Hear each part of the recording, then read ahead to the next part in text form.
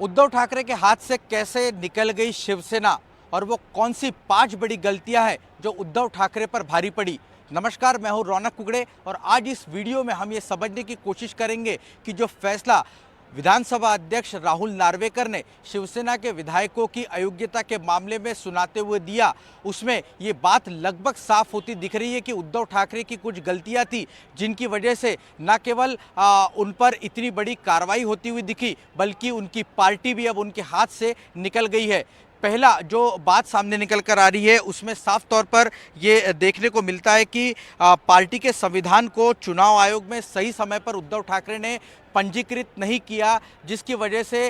उन पर ये फैसला जो है वो कहीं ना कहीं भारी पड़ता हुआ दिख रहा है। दरअसल राहुल नार्वेकर ने इस बात का जिक्र फैसला सुनाते हुए किया कि 1999 में जो शिवसेना का संविधान चुनाव आयोग के पास पंजीकृत कराया गया था, उसके बाद साल 2013 और 2018 में यानी बाला साहब ठाकरे के निधन के बाद जो पार्टी के संविधान में बदलाव किया गया उसको चुनाव आयोग में अपडेट नहीं कराया गया और ये एक बड़ी वजह बनी कि इस तरह का फैसला जो है आज राहुल नार्वेकर को देना पड़ा कि उद्धव ठाकरे के हाथ से पार्टी निकलकर एकनाथ शिंदे के हाथ में चली गई, यानी उद्धव ठाकरे एकनाथ शिंदे के सामने इस मामले में हार गए। और दूसरी जो बड़ी यहाँ पर वजह सामने निकल कर आ रही है वो ये है कि पार्टी का संविधान से बड़ा जो है उद्धव ठाकरे खुद को यहाँ पर समझने लगे थे। मसलन पार्टी में अगर किसी को पद से हटाना है या किसी तरह की कोई कार्रवाई करनी है तो पार्टी का संविधान ये बताता है कि जो पार्टी के सबसे ज़्यादा अधिकार है वो राष्ट्रीय कार्यकारिणी को दिए गए। उसके बावजूद उद्धव ठाकरे खुद ही ये फैसला कर लिया करते थे। ये भी एक बात जो है उनके पक्ष में जाती हुई नहीं दिखी, इसलिए इस तरह का फैसला जो है यहाँ पर देखने को मिला। और तीसरी जो प्रमुख बात सामने निकल कर आ रही है वो ये है कि राष्ट्रीय कार्यकारिणी की ताकत को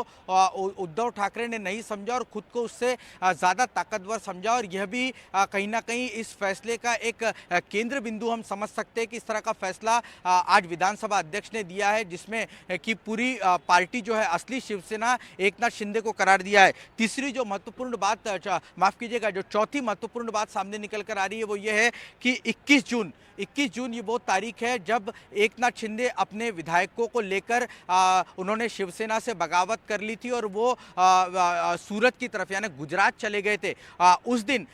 शिवसेना के मुख्यमंत्री यानी महाराष्ट्र के मुख्यमंत्री उद्धव ठाकरे थे और उनके बंगले पर, सरकारी आवास पर जो शिवसेना विधायकों की बैठक हुई उसमें मुख्य तौर पर एकनाथ शिंदे को पार्टी के लेजिस्लेटिव पद से हटाने का फैसला जो है वो लिया गया, क्योंकि वो यहाँ पर पार्टी के लेजिस्लेटिव अध्यक्ष थे, वो पार्टी के गठ प्रमुख थे, वहाँ से हटाने का फैसला किया गया। लेकिन विधानसभा अध्यक्ष ने माना कि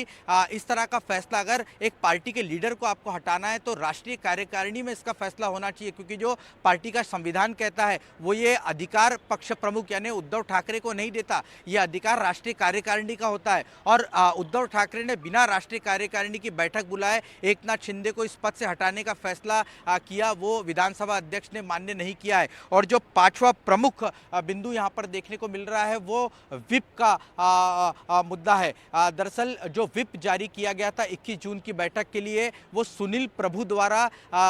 जारी किया गया था। दरअसल लेजिस्लेटिव पार्टी के जो ग्रुप लीडर है वो एकनाथ शिंदे है। अगर विप जारी करना है तो एकनाथ शिंदे के जरिए ही चीफ विप को बताया जाना चाहिए और वो पार्टी के विधायकों की ऐसी इस तरह की बैठक जो है वो कॉल कर सकता है। पार्टी के अध्यक्ष इस तरह की बैठक जो है वो कॉल नहीं कर सकते, ये विधानसभा अध्यक्ष ने माना। और ये जो 5 प्रमुख बिंदु है ये ऐसे बिंदु है जो कहीं ना कहीं उद्धव ठाकरे के पक्ष में जाते हुए नहीं दिखे और इसीलिए आज उनके हाथ से जो शिवसेना पार्टी है वो कहीं ना कहीं अब एकनाथ शिंदे के पास चली गई है और इस पूरी लड़ाई में एकनाथ शिंदे ने उद्धव ठाकरे को हरा दिया है।